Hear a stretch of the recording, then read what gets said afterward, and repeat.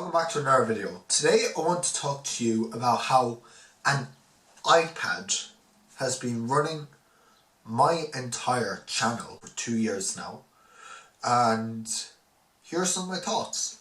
Let's get into it. So yes, I've been using this iPad with Apple Pencil and this Logitech, difficult sometimes to get, Logitech Slim Combo keyboard.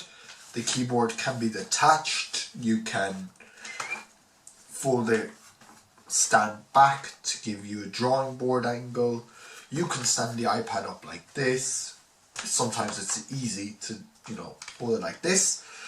But yeah, I've been using this iPad pretty much every single day to edit content for this channel. And I have to say, it's not that bad. Let's start with the basics.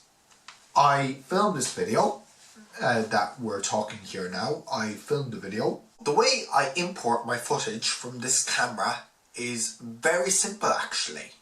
I just get an SD card to Lightning adapter. I take out the SD card from that camera there. I plug the adapter into the iPad with the SD card. I import my footage. It's that simple. No need for a middle step. No need for anything like that. I have tried, using Final Cut and all that, but that wasn't a permanent situation. Stay tuned. In the next couple of weeks though, there will be a little update on that. But yeah, in general, I import my footage, and a lot of people might use LumaFusion. LumaFusion is a brilliant app and I highly recommend it, and eventually I will get LumaFusion, or if Final Cut comes to iPadOS before that, I'll do that first. Get that first.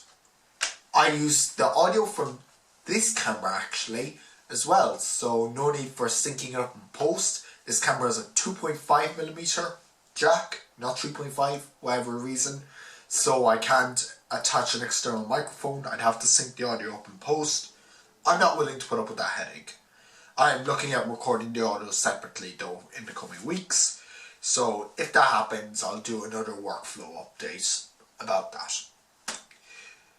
So once I have the footage imported and I'm happy with it, I sometimes have to do a second take or whatever, I open iMovie and I import my footage onto the timeline. I cut. I use the Apple Pencil here to do precise movements, tap and drag, because your finger can only do so much and it's not very accurate. So this gives a really accurate tip and you can draw or do whatever. I then cut up the footage. I add an intro. I fade to black or add any transitions or B-roll. I've done a lot of green screening with this iPad and iMovie actually. If you go back to the very first video, Nostalgia Trauma, and my other music videos and podcasts that I've uploaded to this channel, you will see that I've used green screening, chroma keying, and that was all done on an iPad. All that. So it is very possible.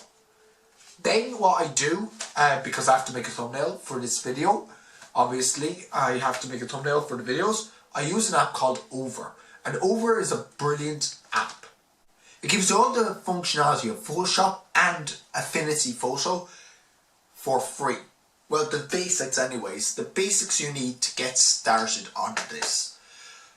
There's a paid version of Over. You pay whatever amount and you get doctored in to the pro version.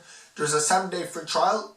I've done it. It's nice. You can do extra texts and things like that. But for the most part, I use the free version of Over to do all this. You can use, if you need to mask out any white backgrounds or anything out of images, you can use the Apple Pencil to be very precise, and it can export in PNG, JPEG, and pretty much any other format you like. how I upload the videos from the iPad as well, sometimes from the iPhone as well, because this process works the same on my iPhone, and I do sometimes use my iPhone on the go to edit. But that's pretty much the same process as this, only without the Apple Pencil.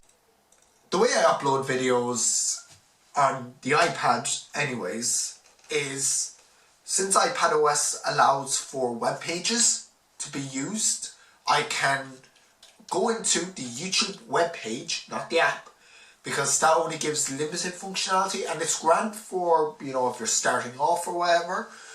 But I personally like to use the web page version of YouTube. I can import the video that I want to upload, I can change titles, I can change end cards, I can do all that, and it still allows for fun and easy access to the video. And then once I have that done, obviously I have to let it process. But once the video is done processing, I schedule it for the next day. So for example, today's video is the video about the software we can expect in WWDC, and I am recording this on the 19th of June to be up on the 20th of June. So that is how I make these videos, using only a camera, sometimes my iPhone to film or my iPad to film, and an iPad Pro.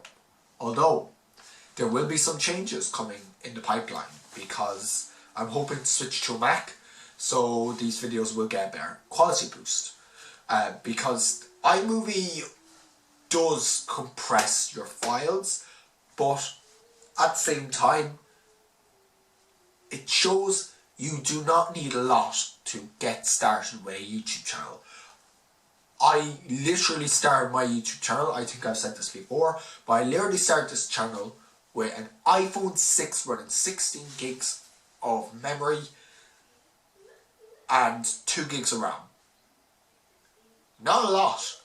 Like, I literally had to make a video and then pretty much wipe my phone afterwards. I had no space for music, no space for apps, pretty much nothing. Of course, back then video files weren't that massive. But still, to this day, I recommend you get out there, start your channel, do whatever it takes. Don't let anyone put you down. Remember, it can all be done from an iPad, an iPhone, even Android. There's a very good app called Keemstar on Android. I've used it before for editing. It's good. I haven't extensive use on it, but just goes to show, if you want to make it work, you can do it.